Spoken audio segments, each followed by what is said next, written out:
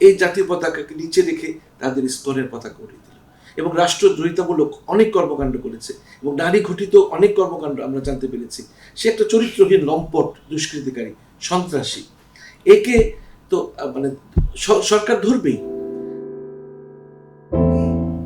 ইসকনের এক নেতা গ্রেপ্তার হয়েছে বিমানবন্দরে এবং একই সঙ্গে এটার প্রতিবাদে ভারতের এক নেতা সীমান্ত অবরুদ্ধ করার হুমকি দিয়েছে।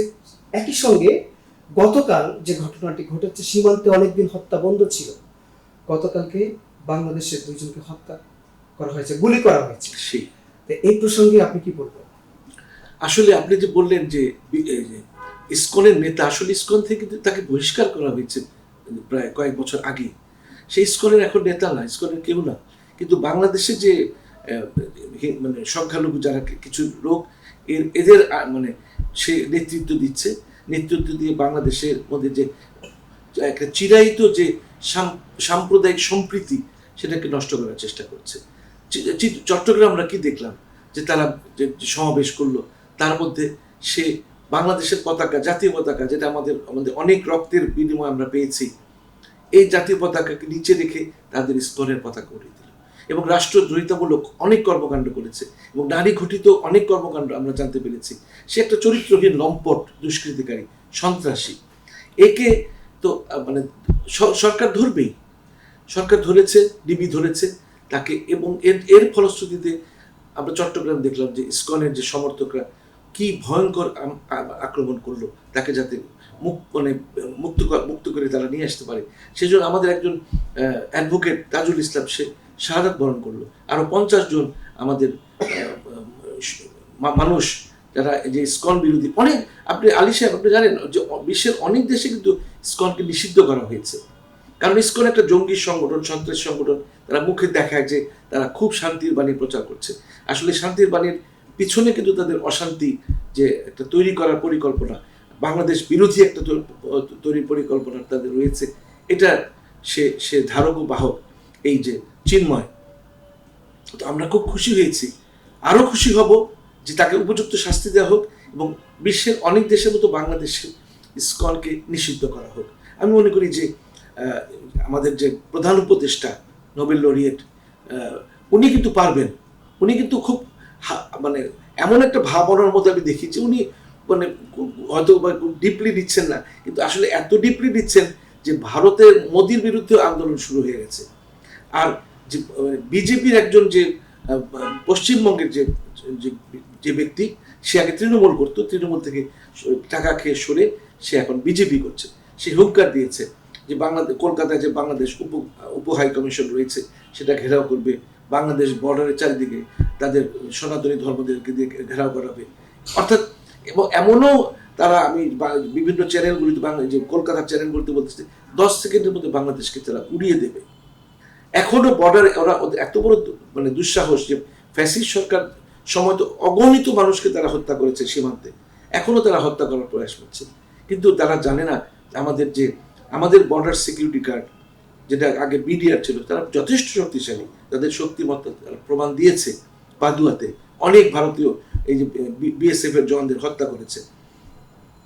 তো এরা এখনো ক্ষান্ত হয়নি। এদেরকে ভারতকে উপযুক্ত শিক্ষা দিতে হবে যে আমরা দুর্বল নই। চট্টগ্রামে আইনজীবী হত্যা, ইসকন নিষিদ্ধের দাবি জানিয়েছে হেফাজত ইসলাম। আসলে হেফাজত ইসলাম কেন, এই তাজুল ইসলামের ইন্তেকালের শাহাদাত বরণে কিন্তু গোটা জাতি ঐক্যবদ্ধ হয়ে গেছে যে না, আমাদের এইভাবে তো চলতে দেওয়া যায় না, এরা তো দিনে দিনে বাড়তে থাকবে, এদেরকে এখনই নিষিদ্ধ করতে হবে, স্তব্ধ করতে হবে। হেফাজত, আমি একটা জিনিস মনে রাখবেন, জামাত ইসলামী বলুন বা হেফাজত ইসলাম বলুন, তাদের বাণী তো ইসলাম নয়, এরা একটা সংগঠন মাত্র। যেমন ইসকন মানে হিন্দুত্ব না, ইসকন একটা সংগঠন। মানে হিন্দুরা যদি মনে করে ইসকন তাদের মুখপাত্র, তাহলে ভুল করবে। আমরা তো জামাত ইসলাম মানে ইসলাম মনে করি না, হেফাজত ইসলাম মানে ইসলাম মনে করি না। ইসলাম, আমি 5 ওয়াক্ত নামাজ পড়ি, রোজা করি, হজ করেছি, আমি তো মুসলমান, আমি তো জামাত ইসলামের বা হেফাজত ইসলামের সদস্য না।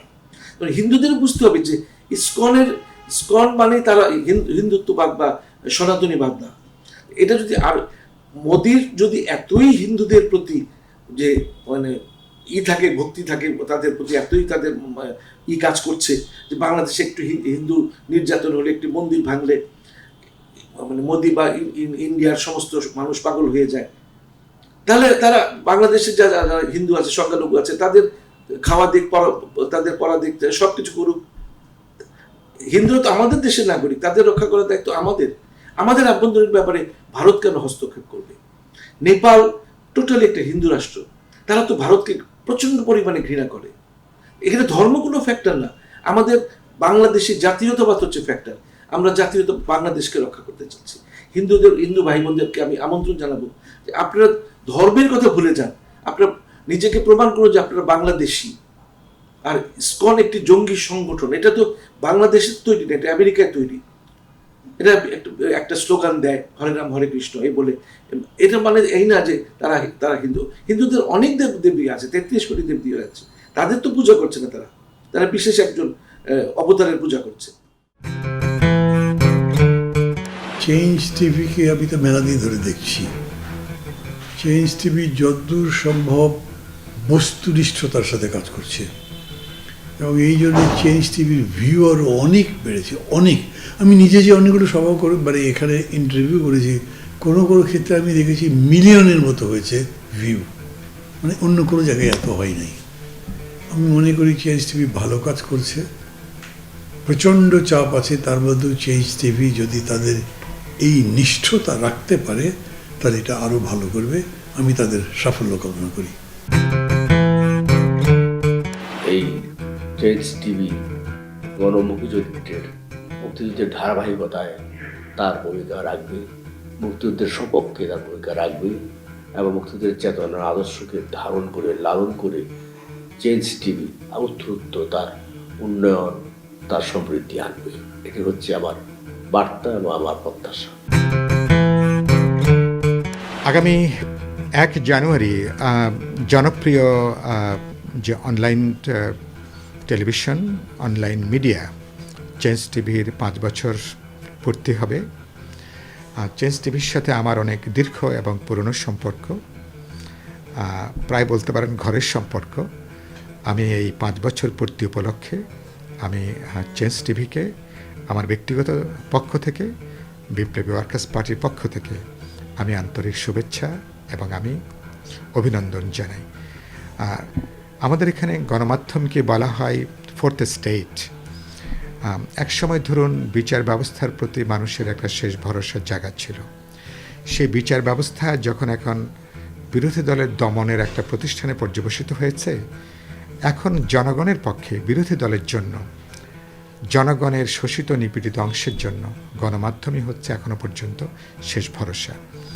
আমাদের এখানে ঐতিহাসিকভাবে গণমাধ্যম বরাবরই জনগণের গণতান্ত্রিক আকাঙ্ক্ষার পক্ষে ছিল, তার প্রত্যাশা আকুতিকে সে ধারণ করেছে।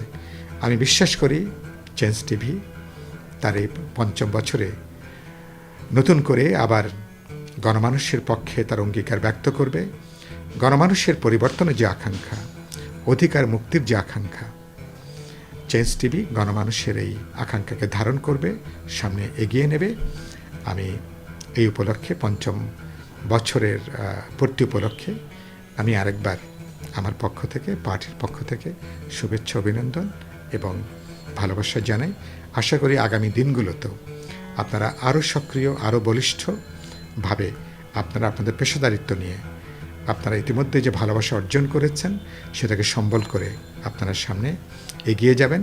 আমি চেঞ্জ টিভির জন্য আমার অপার ভালোবাসা